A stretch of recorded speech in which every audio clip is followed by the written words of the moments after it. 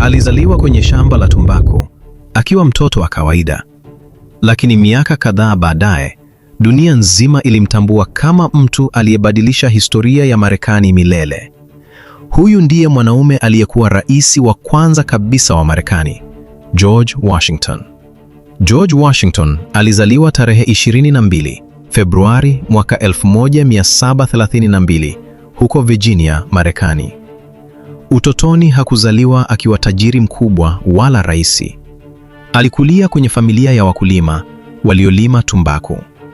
Baba yake alipofariki akiwa bado mdogo, maisha yakaanza kuwa magumu kwake. Lakini George alikuwa kijana mwenye nidhamu kali sana na aliyependa kujifunza vitu vya ardhi na ramani. Kabla hajawa raisi, George Washington alikuwa mpimaji wa ardhi maarufu. Alizunguka misitu na maeneo hatari, akipima ardhi akiwa na umri mdogo sana.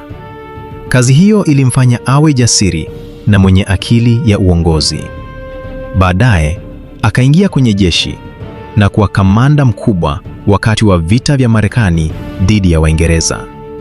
Wakati huo, Marekani ilikuwa bado chini ya Uingereza.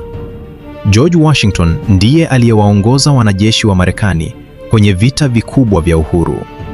Licha ya kukosa chakula, silaha na pesa za kutosha, aliendelea kupigana mpaka Marekani ikapata uhuru wake. Miaka michache baadaye, mwaka 1789, George Washington akachaguliwa kuwa rais wa kwanza kabisa wa Marekani. Watu wengi walimwamini kwa sababu alikuwa mtu mtulivu, jasiri na mwenye heshima kubwa.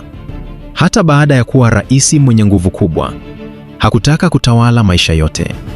Aliamua kuondoka madarakani mwenyewe baada ya mihula miwili, jambo lililowashangaza watu wengi duniani.